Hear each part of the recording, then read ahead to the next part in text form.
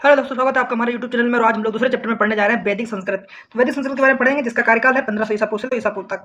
ठीक है दोस्तों, तो त्रय नाम जो है 3 वेदों को कहा जाता है। वो 3 वेद कौन से? ऋग्वेद, यजुर्वेद और सामवेद। ठीक है, तो ये त्रय वेद हैं। ठीक है, तो ये आप लोग ध्यान रखिएगा। आगे जाते हैं वैदिक वैदिक वैदिक नदी कुंभा, क्रमु, गोमती, कोमल एवं सुबालू। इसको स्वाद का स्थान कहाँ से निर्धारित किया जाता है? तो अफगानिस्तान में। ठीक है, तो क्वेश्चन पूछा सकता है निम्नलिखित में से कौन सी नदी जो है वो अफगानिस्तान में नहीं बहती है? तो ठीक है, ये आपको बताना पड़ेगा। ठीक, तो ऋग्वेद है, स्रोत एवं प्रार्थनाएं इसमें है। यजुर्वेद है, इसमें स्रोत एवं कर्मकांड है। सामवेद, इसमें संगीत स्रोतम है।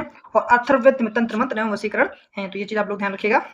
आगे हम लोग देख लेते हैं, भारत के किस स्थल की खुदाई से लौह धातु के प्रचलन के प्राचीनतम पुराण मिले हैं? तो इसका सही उत्तर है अंचली खेड़ा, अंतरंजी खेड़ा, अतरंजी खेड़ा। ठीक है, उपनिषद पुस्तकें हैं दर्शन पर। जो उपनिषद जो पुस्तकें हैं वो किस पे आधारित हैं? दर्शन पर आधारित हैं। प्राचीन शहर तक्षशिला किन दो नदियों के मध्य स्थित है? सिंधु एवं झेलम के बीच स्थित है।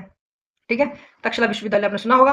किस वैदिक ग्रंथ में वर्ण शब्द का सर्वप्रथम उल्लेख मिलता है? तो ऋग्वेद में। चलिए आगे हम लोग देखते हैं, वर्ण व्यवस्था से संबंधित पुरुष सूक्त मूलतः पाया जाता है तो ऋग्वेद में। ठीक है, तो वर्ण व्यवस्था से संबंधित जो पुरुष सूक्त है वो कहाँ पाया जाता है? तो ऋग्वेद में पाया जाता है। सुमेलित कीजिए, अर्थवेद जो है औषधियों से संबंधित है। ठीक है, ऋग्वेद है ईश्वर की महिमा इसमें की गई है। यजुर्वेद है बलिदान बलि विधि की विधि दी गई है। ठीक है, और सामवेद क्या है? ये संगीत है। ठीक है, इस चीज हम लोग ध्यान रखेंगे। आगे हम लोग देख लेते हैं, वैदिक साहित्य का सही क्रम क्या है? वैदिक साहित्य का सही क्रम क्या है? तो ये जो आपका है वैदिक संहिताएं, ब्राह्मण, आरण्य और उपनिषद। ठीक है, आगे देखें, वैदिक नदियां हैं उनके आधुनिक नामों का सुमेलित उल्लेख कीजिए। तो कुंभा का आधुनिक नाम क्या है? काबुल नदी। परसुड़ी का आधुनिक नाम है रावी नदी। सतुद्री का नाम है सतलज। और सदानीरा जो है गंडक। ये प्राचीन नदियों के नाम है जो कि मिलान करने के लिए आ जाते हैं। ठीक है, हम लोग आगे बढ़ते रहेंगे। ठीक है, धर्म तथा रत भारत की प्राचीन वैदिक सभ्यता के एक केंद्रीय विचार को चित्रित करते हैं। इस संदर्भ में अधोलिखित कथन सत्य हैं। धर्म व्यक्ति के दायित्व, स्वयं और दूसरे के व्यक्तिगत कर्तव्यों की संकल्पना करता था। ठीक है, रत मूलभूत नैतिक विधान था जो सृष्टि और उसमें अंतर्निहित सारे तत्वों के क्रियाकलापों को संचालित करता था। तो ये चीज आप लोग ध्यान रखिएगा कि जो आपके धर्म है और रत, इनका क्या मतलब था। ठीक है, वैदिक देवताओं का पुरोहित किसे माना जाता है? तो बृहस्पति को। उपनिषद काल के राजा अस्पति शासक थे केकई के। आरंभिक वैदिक साहित्य में सर्वाधिक वर्णित नदी है सिंधु। किस एक वैदिक साहित्य में मोक्ष की चर्चा मिलती है? उपनिषद में क्या है? मोक्ष की चर्चा मिलती है। क्लासिकीय संस्कृत में आर्य शब्द का जो है एक उच्चतम, आर्य को कहा गया एक उच्चतम व्यक्ति को कहा गया है। चलिए आगे हम लोग पढ़ते हैं, इस तरीके से पढ़ते रहेंगे। बोगज कोई एशिया का एक माइनर स्थित 14वीं शताब्दी का पूर्व अभिलेख है जो बोजगकोई है। ठीक है, बोजगकोई महत्वपूर्ण है क्योंकि यहाँ से प्राप्त अभिलेखों में वैदिक देवी देवताओं का नाम उल्लेख मिलता है। ठीक, ध्यान रखिएगा। कौन सा अभिलेख ईरान से भारत के आर्य आने की सूचना देता है? तो ईरान से भारत को आर्य आए, तो ये कौन सा अभिलेख बताता है? बोगज कोई। ठीक है, किस ग्रंथ को पुरुष मेघ भी कहा जाता है? तो शतपथ ब्राह्मण को क्या कहा जाता है? पुरुष मेघ ग्रंथ जो है वो शतपथ ब्राह्मण कहा जाता है। पुरुष मेघ का उल्लेख मिलता है। किस वेद का संकलन ऋग्वेद पर आधारित है? तो सामवेद का जो संकलन है ऋग्वेद पर आधारित है। ठीक है, किसने आर्यों के आदि देश के बारे में बताया? तो बाल गंगाधर तिलक ने। ठीक है, इस चीज को आप लोग ध्यान रखिएगा और आगे पढ़ते रहते हैं, रिवीजन भी कर देंगे। वैदिक नदी अस्किनी की पहचान किस नदी के रूप में की गई? तो चिनाव के रूप में। ये ध्यान रखिएगा, पुराना नाम है चिनाव का अस्किनी। कौन सी प्रथा चतुष्टय वेदोत्तर काल से प्रचलित हुई थी? तो ब्रह्मचर्य, गृहस्थाश्रम और वानप्रस्थ संन्यास। किन नदियों का उल्लेख अफगानिस्तान के साथ आर्यों के संबंध में सूचक है? किन नदियों का उल्लेख अफगानिस्तान के साथ आर्यों के संबंध का सूचक है? तो कुंभा और कुर्मु। चलो आगे हम लोग देखते हैं, वह कौन सी ब्रह्मवादिनी थी जिसने कुछ वेद मंत्रों थी? तो लोपा मुद्रा, अन्य घोषा, विश्वतारा, अपाला आदि। ठीक थी, इन्होंने क्या की थी? ब्रह्मवादी वेदों के मंत्रों की इन्होंने रचना की थी। लोपामुद्रा, अन्य घोषा, विश्वतारा और अपाला। ठीक नाम किया। ऋग्वैदिक काल में निष्क यानी निशाका शब्द का प्रयोग गले के स्वर्ण आभूषणों के लिए होता था, किंतु परवर्ती काल में इसका प्रयोग किस अर्थ में हुआ है? तो सिक्का। ठीक है, ध्यान रखिएगा, सिक्का और गले का हार। ठीक है, सतपथ ब्राह्मण पुरुष मेघ वाला याद रखिएगा, पुरुष मेघ का उल्लेख हुआ। ठीक है, उल्लेखित राजा विधेय माधव से संबंधित ऋषि थे? तो गौतम ऋषि रघुगण। ठीक है, ऋग्वैदिक काल में प्रसिद्ध दशराग युद्ध का किस नदी किनारे लड़ा गया? तो परसुनी यानी रावी नदी किनारे लड़ा गया। ठीक है, आगे देख लेते हैं, ऋग्वेद में कौन सा मंडल पूर्णतः सोम को समर्पित है? तो 9वां मंडल जो है वो सोम को समर्पित है। किस नदी को ऋग्वेद में मातेत्मा, देवीत्मा, नदीत्मा संबोधित किया गया है? तो सरस्वती नदी को मातेत्मा, देवीत्मा, नदीत्मा कहा गया है। ठीक है, वैदिक युगीन सभा थी तो मंत्री परिषद। वेदिन युगीन सभा थी मंत्री परिषद। कौन सा वेद सबसे प्राचीन है? सबको पता है, ऋग्वेद 1028 सूक्त और 10,580 रचाएं हैं। ठीक है, आगे हम लोग देख लेते हैं आयुर्वेद अर्थात जीवन का विज्ञान का उल्लेख, आयुर्वेद अर्थात जीवन का विज्ञान तो जो है का उल्लेख सर्वप्रथम मिलता है तो अर्थवेद में मिलता है। चलिए आगे हम लोग पढ़ते रहेंगे, रुकेंगे नहीं, पढ़ते चलेंगे। किस वेद में सभा समिति को प्रजापति की दो पुत्रियां कहा गया है? तो अर्थवेद में, अथर्ववेद में इसे ब्रह्म वेद भी कहा जाता है। ठीक है, तो ब्रह्म वेद किसे कहा जाता है? अथर्ववेद को। ठीक है, आगे हम लोग देख लेते हैं उत्तर वैदिक काल में किनको आर्य संस्कृत का धुर समझा जाता था? तो किसको? अंग और मगध को।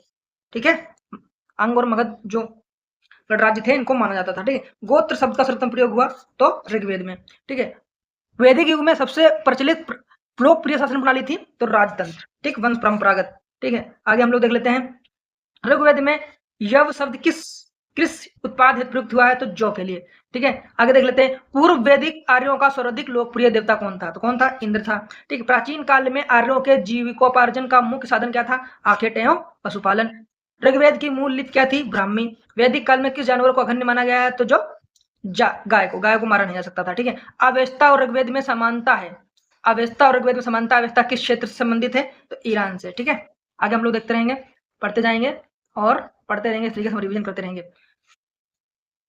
ऋग्वेद काल में मुख्यतः किसमें विश्वास करती थी? ऋग्वेद काल में जनता मुख्यतः किसमें विश्वास करती थी? बलिकांड एवं कर्म कांड में। ठीक, सत्यमेव जयते किस उपनिषद से लिया गया? तो ध्यान रखिएगा, बहुत इंपोर्टेंट है, मुंडकोपनिषद में। ठीक है, श्री भागवत गीता मौलिक रूप से किस भाषा में लिखी गई? तो संस्कृत भाषा में। हिंदू पौराणिक कथा के अनुसार समुद्र मंथन ने तो किस सर्प ने रस्सी के रूप में स्वयं को प्रस्तुत किया था? तो वासुकी ने। ठीक है, ये केबीसी का क्वेश्चन है, केबीसी में ऐसे क्वेश्चन पूछे जाते हैं। ठीक, किस काल में अछूत की अवधारणा स्पष्ट रूप से उदित हुई थी? तो धर्मशास्त्र के समय। ठीक है, सर्वाधिक ऋग्वेदिक सूक्त समर्पित हैं तो इंद्र को। ऋग्वेद में जितने भी आपके सूक्त हैं वो सबसे ज्यादा समर्पित किसको हैं? तो वो इंद्र को। गायत्री मंत्र किस पुस्तक में मिलता है? तो ऋग्वेद में मिलता है। 800 से ईसा पूर्व से 600 ईसा पूर्व काल किस युग से जोड़ा गया है? तो ब्राह्मण युग कहा गया है इसको। ठीक है, महाभारत के अनुसार उत्तरी पंचाल की राजधानी थी तो अहिक्षत्र। क्या थी? अहिक्षत्र। जीविकोपार्जन हेतु वेदांग पढ़ने वाला अध्यापक कहलाता था उपाध्याय। ठीक है, चारों वेदों में किस एक में जादुई माया और वशीकरण? तो अथर्ववेद में। ठीक है, किस देवता के लिए ऋग्वेद में पुरंदर शब्द का इंद्र के लिए किया गया है? ठीक है, सुल्भ सूत्र किस विषय से संबंधित पुस्तक है? तो सुल्भ सूत्र जो है ज्यामिति से संबंधित पुस्तक है। अस्तोमा सदगमय कहां से लिया गया? ऋग्वेद से। क्रम का सिद्धांत संबंधित है मीमांसा से। ठीक है, आगे हम लोग देखते हैं चरक संहिता पुस्तक किस विषय संबंधित है? चिकित्सा से। चलिए आगे, सांख्य, योग, न्याय, वैशेषिक, मीमांसा, वेदांत 6 भिन्न भारतीय दर्शनों में स्पष्ट रूप से अभिव्यक्त हुई वैदिक युग में। कहाँ हुई? वैदिक युग में। भारतीय दर्शन की अब प्रारंभिक विचारा जो है वो सांख्य। ठीक है, ठीक, वह कौन सी दस्तकारी थी जो आर्य द्वारा व्यवहार में नहीं लाई गई है? तो लुहार और लुहारगिरी, यानी जो है आर्यों ने जो है वो क्या किया? लुहारगिरी नहीं की है। आगे देखते हैं सांख्य दर्शन जो है कपिल प्राचीनतम दर्शन से सबसे पहले शुरुआत इसी से हुई है। ठीक है, तो योग दर्शन जो है पतंजलि ने योग सूत्र, न्याय दर्शन गौतम, वैशेषिक अणाद लूक, मीमांसा जैमिनी, वेदांत दर्शन जो है वदनारायण ब्रह्मसूत्र। ठीक है, चीज ध्यान रखिएगा, इसी तरीके से पीसीएस में आपको मिलान करने के लिए आते हैं। जो लोग पीसीएस की तैयारी करते हैं वो पेपर दिए हैं या देने वाले हैं उनके लिए ये बहुत महत्वपूर्ण है। और ये जो कोर्स है ये आपका क्रेश कोर्स है, आप पढ़े हुए हैं, आप रिविजन कर रहे हैं तो आप कम समय में बहुत से ढेर सारे क्वेश्चनों को अपने दिमाग से निकाल सकते हैं और कर सकते हैं। ऋग्वैदिक काल में कवि लोगों को क्या कहा जाता है? जनियाविश। ऋग्वैदिक काल में राजा की सहायता करने के लिए सबसे प्रमुख अधिकारी कौन होता था? पुरोहित। ऋग्वैदिक युग की प्राचीनतम संस्था कौन सी थी? विदव।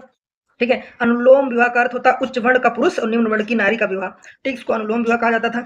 प्रतिलोम विवाह कहा जाता था जब उच्च वर्ण की नारी और निम्न वर्ण का वो पुरुष होता था तो उसको क्या कहा जाता था? ठीक है, ब्रीही शब्द किसके लिए प्रयुक्त किया? चावल के लिए। आदि काव्य की संख्या किसे दी गई है? रामायण को। अधोलिखित सुमेलित कीजिए। देखो सुमेलित करने के लिए ब्रह्म विवाह समान वर्ण या समान जाति। ठीक है, तो यह होगा ब्रह्म विवाह। आर्य विवाह कन्या मूल रूप से एक जोड़ी गाय बैल के चुरा कर किया गया विवाह, कन्या मूल्य के रूप में। ठीक, एक जोड़ी गाय व बैल चुरा कर किया गया विवाह। ठीक है, मुजाशय विवाह होता था बिना दहेज का विवाह, और गंधर्व विवाह निष्प्रेम विवाह। ठीक है, आगे देख लेते हैं प्राचीनतम विवाह संस्कार का वर्णन करने वाला विवाह सूक्त किसमें पाया जाता है? तो ऋग्वेद में। ठीक है, ऋग्वेद में पाया जाना जो विवाह सूक्त है उसमें प्राचीनतम विवाह के जो प्रकार थे वो पाए जाते हैं। मनुस्मृति समाज व्यवस्था संबंधित है। गायत्री मंत्र की रचना किसने की? विश्वामित्र ने। आर्यों के आर्टिक होम सिद्धांत का बीजी तिलक ने, वल्लभ तिलक ने। उत्तर वैदिक काल की प्रमुख विशेषता की बड़े पैमाने पर स्त्रियां बुनाई कार्य कर सकती थी। चित्री दूसरे मध्यमार्ग काल की विशेषता थी। लोगों को एक मुख्य व्यवसाय कृषि हो गया था। एक में पशु बलि की अधिकता थी। ठीक है, कोई कथन आएंगे, चारों सत्य हैं, आप लगा दीजिएगा। यम और नचिकेता का संवाद मिलता है तो कठोपनिषद में। याज्ञवल्क्य गार्गी संवाद जो है वृहदनारायण उपनिषद में, ठीक है। पुनर्जन्म का सिद्धांत मिलता है वृहदनारायण उपनिषद में, ठीक है। उपवेदों के बारे में लोग कथन सकते हैं, तो उपवेद ये वेदों के सहायक हैं जिसका संबंध लौकिक विषयों से है, ठीक है। इनकी संख्या 4 है, आयुर्वेद, धनुर्वेद, गंधर्ववेद, शिल्पवेद, ठीक है। ये वेदों के सहायक होते हैं। कौन? उपवेद, जिनका संबंध लौकिक विषयों से है। इनकी संख्या 4 है, आयुर्वेद, धनुर्वेद, गंधर्ववेद और शिल्पवेद।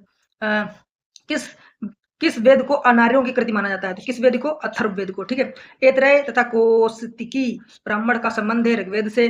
तैत्तिरीय तथा शतपथ ब्राह्मण का संबंध है यजुर्वेद से। जैमिनी और छंदोग का है सामवेद से। और गोप्य ब्राह्मण का संबंध है अथर्ववेद से। ऋग्वैदिक काल में प्रचलित नियोग प्रथा का तात्पर्य था कि यदि कोई नव यौवना स्त्री का पति न हो तो वह पुत्र प्राप्ति के लिए अपने देवर के साथ संसर्ग कर सकती है। तो यह प्रचलित नियोग प्रथा कहलाती थी, ठीक है। आगे हम लोग देख लेते हैं, आगे देख लेते हैं। पूर्व वैदिक आर्यों का धर्म प्रमुखता था प्रकृति की पूजा और यज्ञ। यदि तुर्वस एवं किकट जनजाति में कौन सी जनजाति वैदिक आर्यों को पंचजन से संबंधित नहीं है? तो किकट जनजाति जो है पंचजन से संबंधित नहीं है, इस बात को आप लोग ध्यान रखिएगा। आगे हम लोग देख लेते हैं। प्राचीन भारतीय समाज के प्रसंग में गोत्र, कुल, वंश एवं कोष में कौन शब्द शेष 3 वर्ग का नहीं है? तो कोष, ठीक है। ऋग्वैदिक धर्म था बहुदेववादी। ऋग्वैदिक सर्दी संख्या में मंत्र हैं अग्नि से, ठीक है। तो ऋग्वेदी में युद्ध देवता समझाता था इंद्र को। सर्ग, प्रतिसर्ग, वंश, मनवंतर, वंश, चरित, संकेतक पुराणों के, ठीक है। वैदिक कर्मकांड में होता था संबंध ऋग्वेद से। ऋग्वैदिक काल के प्रारंभ में गाय, भूमि, स्त्री एवं जल से संबंधित किसे महत्वपूर्ण मूल्य समझा जाता था?